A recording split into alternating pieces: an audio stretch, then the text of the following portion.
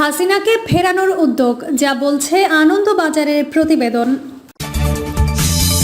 এবং সর্বশেষ জানাবো ইকোনমিস্টের রিপোর্ট, বিপ্লবের পর বাংলাদেশ স্থিতিশীল, ডক্টর ইউনূসের উচিত নির্বাচনের সময় নির্ধারণ করা।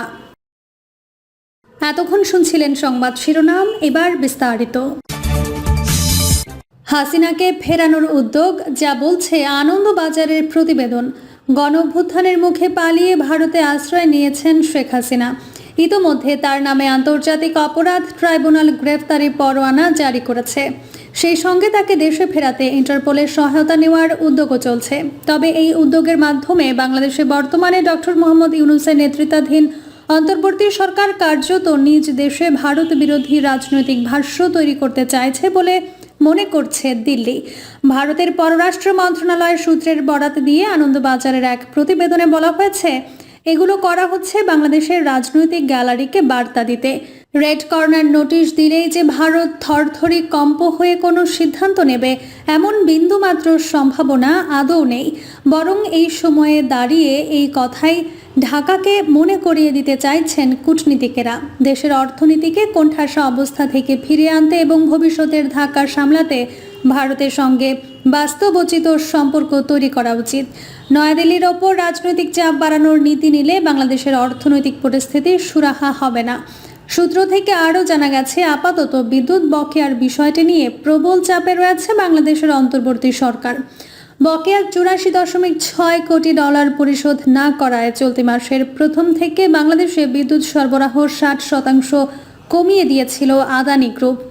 একই সঙ্গে 7 নভেম্বরের মধ্যে বকেয়া না মেটালে সরবরাহ বন্ধ করার হুমকিও দেওয়া হয়েছিল। এই অবস্থায় দেশকে আধারে ডুবে যাওয়া থেকে বাঁচাতে বাংলাদেশ বিদ্যুৎ উন্নয়ন বোর্ড 17.3 কোটি ডলারের একটি নতুন লেটার অব ক্রেডিট জারি করেছে। অর্থাৎ বকেয়ার কিছু অংশ মেটাতে পেরেছে, এখনো অনেকটাই বাকি। কিন্তু শুধু বিদ্যুৎ ক্ষেত্রেই নয়, অন্য অনেক অর্থনৈতিকভাবে গুরুত্বপূর্ণ বড় পুঁজির প্রকল্পে ভারতের ওপর নির্ভরশীল ঢাকা, যা গত কয়েক দশকে সেই দেশকে উন্নয়নের পথে এগিয়ে নিয়ে গেছে। গত কয়েক বছরে ভারত প্রায় 800 কোটি ডলার নামমাত্র সুদে ঋণ দিয়েছে বাংলাদেশকে। এছাড়া অনুদান দিয়েছে বিভিন্ন প্রকল্পে, যার মধ্যে রয়েছে সড়ক, রেল, সেচ, নৌবন্দরের মতো ক্ষেত্র। ওষুধ ও খাদ্যপণ্যের ক্ষেত্রেও ভারত নির্ভরতা যথেষ্ট। সাউথ ব্লকের তথ্য মতে 2022-23 আর্থিক বছরে ভারত বাংলাদেশ বাণিজ্যের পরিমাণ প্রায় 16 কোটি ডলার। দ্বিপাক্ষিক সম্পর্কে গুরুত্বপূর্ণ স্তম্ভ হয়ে দাঁড়িয়েছে শক্তি ক্ষেত্রের সহযোগিতা। পাশাপাশি অয়েল ইন্ডিয়া ও ওএনজিসি বিদেশ লিমিটেড যৌথ মঞ্চ তৈরি করে সে দেশের উপকূলবর্তী এলাকায় তেল নিষ্কাশন বড় ভূমিকা নিয়েছে। পররাষ্ট্র মন্ত্রণালয় জানিয়েছে, এই মুহূর্তে ভারত থেকে 1160 মেগাওয়াট বিদ্যুৎ আমদানি করছে বাংলাদেশ। পাইপলাইনে ভারত থেকে বাংলাদেশে হাই স্পিড ডিজেল পরিবহন উল্লেখযোগ্য সাফল্য।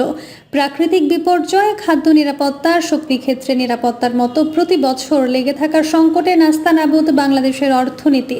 সূত্রের বক্তব্য, এই ক্ষেত্রগুলোতে ভারতের সহায়তা বাংলাদেশের অর্থনীতিকে সামলাতে খুবই জরুরি। এখন শেখ হাসিনার সময়ে বৈদেশিক ঋণের পাহাড় জমেছে। সর্বশেষ পাওয়া সরকারি তথ্য অনুযায়ী জাপানের কাছ থেকে 921 কোটি ডলার, রাশিয়ার থেকে 509 কোটি, চীনের থেকে 476 কোটি এবং ভারতের থেকে 102 কোটি ডলারের ঋণ বাংলাদেশের।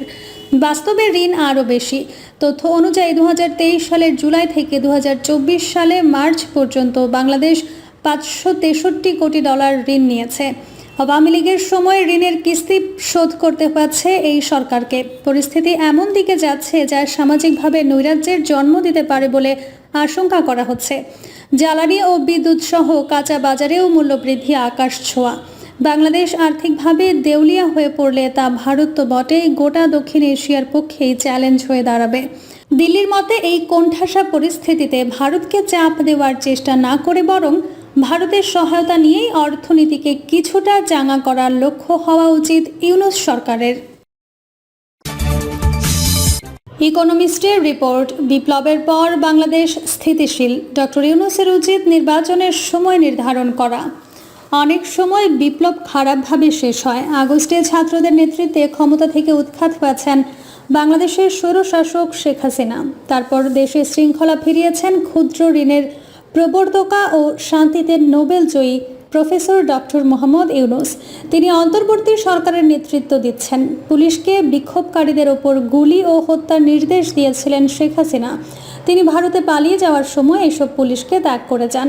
তারপর বেশিরভাগ পুলিশই তাদের দায়িত্বে ফিরেছেন। বাংলাদেশের বর্তমান অর্থনীতি, রাষ্ট্র ব্যবস্থা, নির্বাচন ইত্যাদি ইস্যুতে এক প্রতিবেদনে এসব কথা লিখেছে লন্ডনের বিখ্যাত দ্য ইকোনমিস্ট ম্যাগাজিন।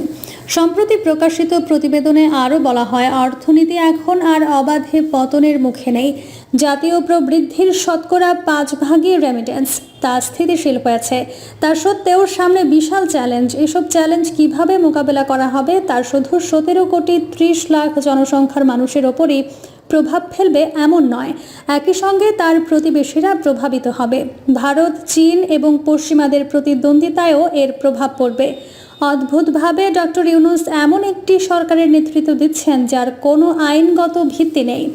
অন্তর্বর্তীকালীন সরকারকে অনুমোদন করে এমন একটি সাংবিধানিক ধারাকে 2011 সালে বাতিল করে দেন শেখ হাসিনা। সুতরাং ডক্টর ইউনূসের বৈধতা নির্ভর করে তার নৈতিক কর্তৃত্ব ও জনপ্রিয়তার ওপর। এর ভিত্তি ঝুঁকিপূর্ণ। কোনো ভোটে এর সমর্থন আদায় করা হয়নি। জনগণের সদিচ্ছা কুল হতে পারে। অর্থনীতি স্থিতিশীল থাকার সত্ত্বেও অক্টোবরের বছর থেকে বছরের হিসাবে খাদ্যে মুদ্রাস্ফীতি বৃদ্ধি পাচ্ছে শতকরা 13%। বাংলাদেশে বিদ্যুতের শতকরা প্রায় 10% সরবরাহ দেয় ভারতীয় প্রতিষ্ঠান আদানি গ্রুপ। তারা বকেয়া পাওনার কথা উল্লেখ করে সরবরাহ কমিয়ে দেওয়া শুরু করেছে। ডক্টর ইউনূস অস্থির। সরকার পরিচালনার অভিজ্ঞতা নেই তার। দুই শক্তির চাপে তিনি সংকুচিত হয়েছেন। যেসব ছাত্র আন্দোলনকারী তাকে ক্ষমতায় আসার পালে হাওয়া দিয়েছে, তারাই তার কাছে ক্রমবর্ধমান আকারে চরম সব দাবি তুলে ধরছেন। এর মধ্যে শেখ হাসিনার দল আওয়ামী লীগকে নিষিদ্ধ করার দাবি আছে। মানবতার বিরুদ্ধে যে অপরাধ করেছেন তার বিচার করার জন্য ভারতের কাছ থেকে শেখ হাসিনাকে ফেরত চাইছে। বাংলাদেশে অন্য শক্তি হলো আওয়ামী লীগের প্রধান প্রতিপক্ষ বাংলাদেশ জাতীয়তাবাদী দল বিএনপি। তারা ডক্টর ইউনূসের কাছে দ্রুত নির্বাচন দাবি করছে, সম্ভবত যতটা সম্ভব জুনে। তিনি সেটা না দেয়া পর্যন্ত তারা গণ আন্দোলন করতে পারে। মাঝে মাঝে উদ্বেগজনক পরিস্থিতি সম্ভব হচ্ছে।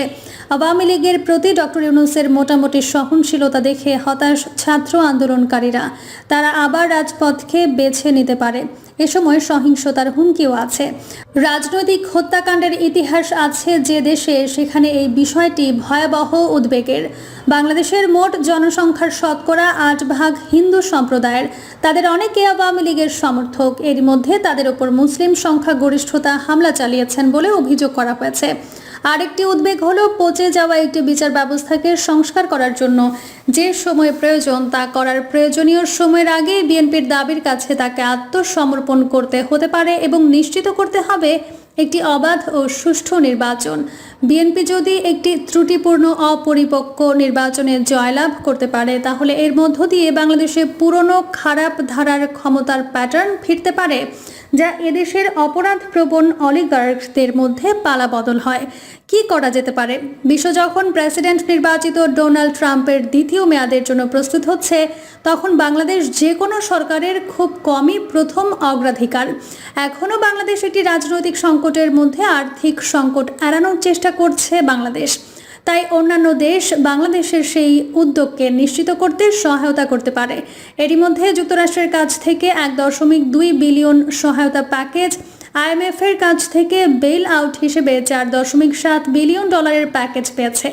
কিন্তু বাংলাদেশের প্রয়োজন হবে আরও অনেক বেশি। শেখ হাসিনার অধীনে বিদেশে পাচার হওয়া প্রায় $17 বিলিয়ন কিছুটা উদ্ধারে বাংলাদেশের কেন্দ্রীয় ব্যাংকে সহায়তা করেছে যুক্তরাষ্ট্র সরকার। যদি বাংলাদেশকে বাঁচিয়ে রাখতে পশ্চিমা ঋণদাতারা ও ভারত ব্যবস্থা না নেয়, তাহলে এ দেশ তার পরিবর্তে চীনের কাছে ঋণী হয়ে উঠতে পারে। এরই মধ্যে তারা প্রতিশ্রুত অনুদান ও ঋণের আরও $5 বিলিয়ন ঝুলিয়ে দিয়েছে। ডক্টর ইউনূসের জন্য এখন সবচেয়ে গুরুত্বপূর্ণ কাজ, ক্ষমতায় থাকার 3 মাস পরে নির্বাচনের জন্য তাকে একটি টাইম টেবিল ঘোষণা করা উচিত। সেটা হতে পারে 1 বছর বা তেমন সময়ে। আইনি এবং নির্বাচনী সংস্কারের জন্য কেন বিলম্বের প্রয়োজন তা ব্যাখ্যা করার জন্য তাকে আরও কিছু করতে হবে। এই সংস্কার দীর্ঘমেয়াদে গণতন্ত্রকে সমৃদ্ধ করবে। ডক্টর ইউনূস দেশের তত্ত্বাবধায়ক হওয়ায় বহু মানুষ উল্লাস করেছে, কিন্তু কিভাবে তিনি শাসন করবেন এবং কিভাবে ক্ষমতা হস্তান্তর করবেন তার একটি পরিষ্কার পরিকল্পনা দেওয়া উচিত। এক্ষেত্রে অনেক দেরি হলে বাংলাদেশের বিপ্লব অন্ধকারাচ্ছন্ন হয়ে পড়তে পারে। প্রিয় দর্শক, এই ছিল এখনকার সর্বশেষ সংবাদ। আপডেট সব সংবাদ পেতে চ্যানেলটি সাবস্ক্রাইব করে বেল আইকনটি ক্লিক করে রাখুন।